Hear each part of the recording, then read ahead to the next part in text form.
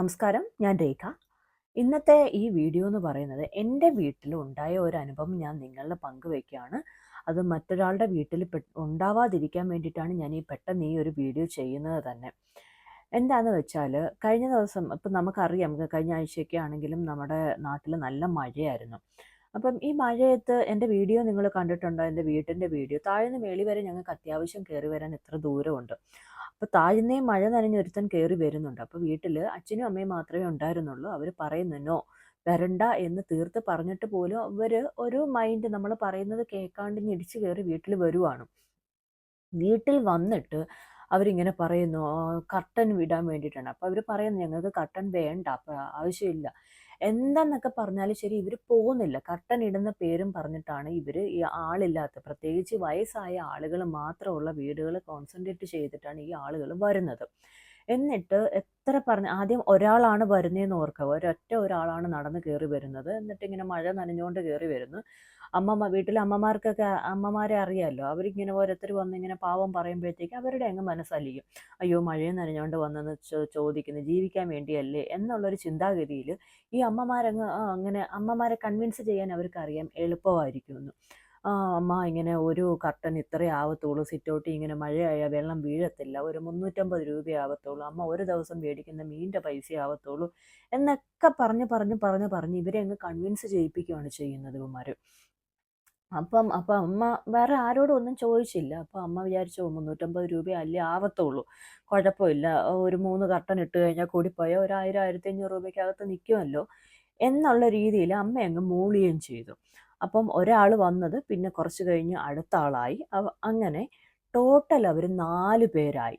ആദ്യം അവർ സിറ്റൗട്ടിൽ നിന്നിട്ട് പെതുക്കെ അവരകത്തോട്ട് കയറാനുള്ള പരിപാടി കാണിച്ചപ്പോൾ അമ്മയ്ക്ക് മനസ്സിലായി എന്തോ ഒരു ഉടായിപ്പ് തോന്നി. അമ്മ അങ്ങനെ കതക് അടച്ചിട്ട് പറഞ്ഞു പുറത്തു നിന്ന് പണിഞ്ഞാൽ മതി, ആരും അകത്തോട്ട് കയറണ്ടെന്നും പറഞ്ഞ് ഫ്രണ്ടിലത്തെ ഡോർ അങ്ങ് ലോക്ക് ഇട്ടു.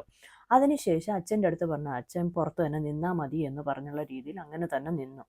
ഒരു 2 കർട്ടൻ ഇട്ട് കഴിഞ്ഞിട്ടും ഇവർ ചോദിക്കുന്നു ഇത് ഇത്രയല്ലേ ആവത്തുള്ളൂ, ഇത്രയേ ആവത്തുള്ളൂ അമ്മ എന്ന് തീർത്ത് അവർ പറഞ്ഞതിന് ശേഷം ലാസ്റ്റ് ഒരു 3-ാമത്തെ കർട്ടൻ ഇട്ട് 4-ാമത്തെ കർട്ടൻ ഇടാൻ നേരമാണ് ഇവർ പറയുന്നത് അത് മൊത്തത്തിൽ 45,000 രൂപയാവും. അപ്പം അമ്മ പെട്ടെന്ന് ഇവർ കേട്ടപ്പോൾ ഇവർ ഷോക്കായിപ്പോയി. കാര്യം ഇവർ നമ്മുടെ ആരടുത്തും പറഞ്ഞുമില്ല, ഒന്നുമില്ല. അവർ അതിൻ്റേതായ ഒരു ഷോക്കിൽ വേണ്ട നിർത്തിക്കോളാം ഒന്ന് പറഞ്ഞു, ഇനി പണിയണ്ട, അതും മതി, ഞങ്ങൾക്ക് ഈ സാധനം ആവശ്യമില്ല, കംപ്ലീറ്റ് എടുത്തുകൊണ്ട് പൊക്കോളൂ, അത് ഇട്ട് കഴിഞ്ഞാൽ അത് കൊണ്ടുപോകാൻ പറ്റത്തില്ല. പിന്നെ ഈ 4 പേര് 5 പേരായി അവിടെ ഒരു ഗുണ്ടായിസം പോലെയാണ് അവർ കാണിക്കുന്നത്. പ്രത്യേകിച്ച് ഇവർ വയസ്സായതുകൊണ്ട് ഇവർക്ക് പേടി എന്തെങ്കിലും സംഭവിക്കുമോ. കാര്യം അവന്മാരെ കണ്ടു കഴിഞ്ഞാലേ പറയും ആ ഒരു ഗുണ്ടകളാണ് എന്ന് വെച്ചാൽ ഒരു ഭീകര ഒരു അന്തരീക്ഷം സൃഷ്ടിക്കുന്ന രീതിയിലായിരുന്നു അന്ന് വീട്ടിൽ അവിടെ അവന്മാർ പെരുമാറിയത്. അതിനുശേഷം ഇവന്മാരുടെ ഒരു കോണ്ടാക്ട് നമ്പർ തരികയാവട്ടെ, അല്ലാന്നുണ്ടെങ്കിൽ വണ്ടിയൊക്കെ വേറെ എവിടെയോ പാർക്ക് ചെയ്തിട്ടാണ് ഇവന്മാർ ഈ മഴയത്ത് കയറി വരുന്നത്. കറക്റ്റ് വണ്ടി നമ്പർ നമുക്ക് നോട്ട് ചെയ്യത്തക്ക രീതിയിൽ കാണത്തില്ല. അങ്ങനെ ഇവർ ഒരു വിധത്തിൽ പോകത്തില്ലെന്നായി വീട്ടിൽ നിന്ന്. അവർ പൈസ മേടിച്ചിട്ടേ പോകത്തുള്ളൂ, അവരല്ലാതെ ആ വീട്ടിൽ നിന്ന് പോകത്തില്ല.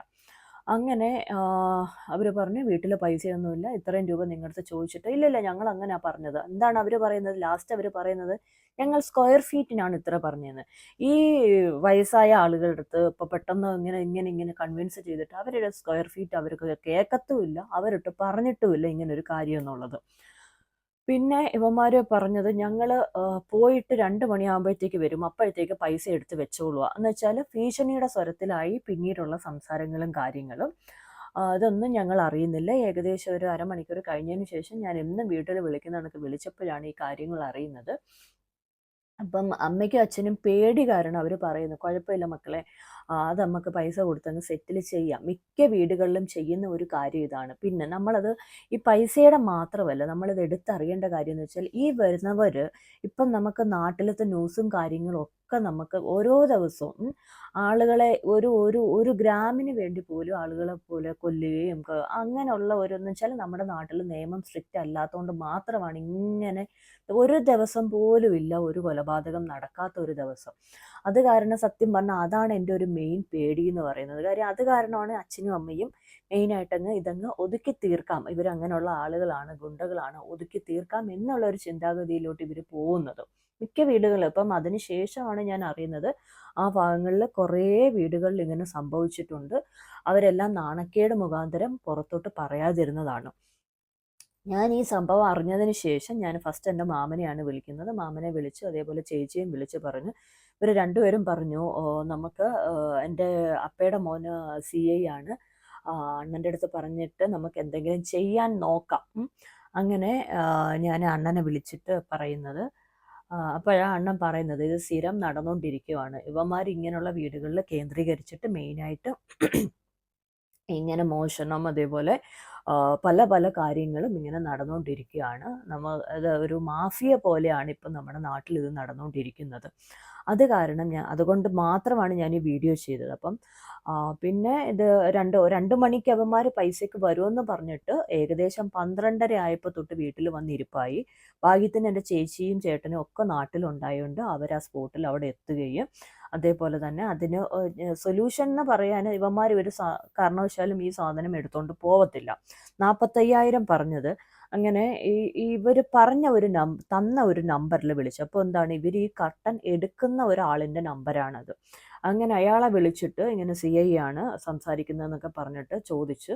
അപ്പോൾ മാക്സിമം പല ആളുകളുടെ അടുത്ത് അവർ അന്വേഷിച്ചപ്പോൾ ഒരു 70 റുപ്പീസേ ആവത്തുള്ളൂ ഈ ഒരു കർട്ടന് പെർ സ്ക്വയർ ഫീറ്റ് അവർ വരുന്നത്. അപ്പോൾ എങ്ങനെയാണെങ്കിലും ഒരു 10,000 രൂപയ്ക്ക് അകത്തേ ഇത് വരത്തുള്ളൂ. അതാണ് ഇവന്മാർ ഈ 45,000 രൂപയെന്നും പറഞ്ഞ് വീട്ടിൽ വന്നിട്ട് ഈ ഒരു അന്തരീക്ഷം സൃഷ്ടിക്കുന്നത്.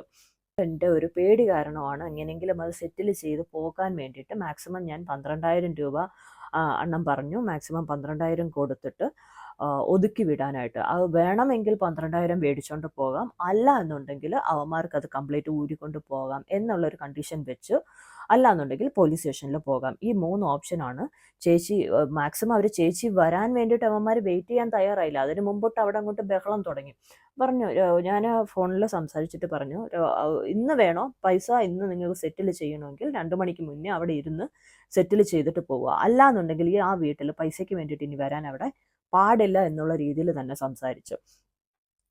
പിന്നീട് അവർ ചായ കുടിക്കാനെന്നും പറഞ്ഞിട്ട രീതിയിൽ പുറത്തോട്ട് ഇറങ്ങി. അതിനുശേഷം 2-3 പേരൊക്കെ അന്വേഷിച്ചു അവിടെ അങ്ങനെ ഒരു CI ഉണ്ടോ, കാര്യം ചുമ്മാതെ പറയുമോ ആണോ എന്നുള്ളത്. അപ്പോൾ CI ഉണ്ട് എന്നുള്ളൊരു കാര്യം അവന്മാരെ ഉറപ്പിച്ചപ്പോഴത്തേക്ക് അവന്മാർക്ക് ഓക്കെ പണി വരും എന്നുള്ളൊരു തോന്നലായതുകൊണ്ട് മാത്രം അവന്മാർ ആ 12,000 മേടിച്ചിട്ട് സ്ഥലം കാലിയാക്കുകയാണ് ചെയ്തത്.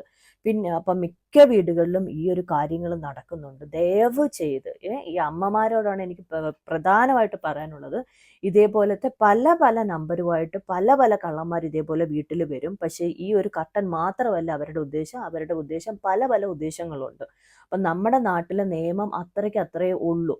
പിന്നെ എനിക്ക് ഒരു കാര്യം എടുത്ത് പറയാനായിട്ട്, 112 എന്നുള്ളൊരു നമ്പറുണ്ട്. 112 നമ്പറിൽ വിളിച്ചു കഴിഞ്ഞാൽ സത്യം പറയാലോ എന്ന് വെച്ചാൽ ആ പോലീസ് കൺട്രോൾ റൂമിലെ നമ്പറാണ്. അവരിങ്ങനെ കണ്ടിന്യൂസ് ആയിട്ട് നമുക്ക് ആവശ്യം എന്തെങ്കിലും ഹെൽപ്പ് വേണോ, അല്ലെങ്കിൽ ഇത്ര മണിക്കത്തേക്ക് ഞങ്ങൾ അവിടെ എത്താം, എന്താണ് അവിടുത്തെ സിറ്റുവേഷൻ, ഇങ്ങനെ 10 മിനിറ്റ് ഇടവിട്ട് അവരിങ്ങനെ വിളിച്ച് നമ്മളെ ഇങ്ങോട്ട് ചോദിക്കുന്നുണ്ടായിരുന്നു. അപ്പം നിങ്ങൾക്ക് ആർക്കെങ്കിലും ആവശ്യം ഉണ്ട് എന്നുണ്ടെങ്കിൽ 112 എന്നുള്ളൊരു നമ്പർ നോട്ട് ചെയ്ത് വെക്കുക. എന്തെങ്കിലും എമർജൻസി ഉണ്ടെന്നുണ്ടെങ്കിൽ നിങ്ങൾ ആ സ്പോട്ടിൽ ആ നമ്പറിൽ വിളിച്ച് മാക്സിമം നിങ്ങൾ പറയാൻ നോക്കുക. ഓക്കെ, മാക്സിമം ഇങ്ങനെയുള്ള കള്ളന്മാരുടെ കുഴിയിൽ വീഴാതിരിക്കാൻ വേണ്ടിയിട്ടാണ് ഞാൻ ഇന്ന് ഈ വീഡിയോ നിങ്ങളിൽ പ്രസൻറ്റ് ചെയ്തേക്കുന്നത്. അപ്പം താങ്ക് യു.